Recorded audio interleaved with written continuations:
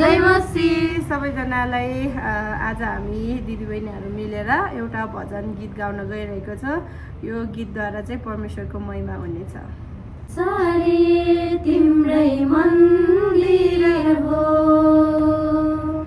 यो मन्दिरमा बास गर्नुहोस्,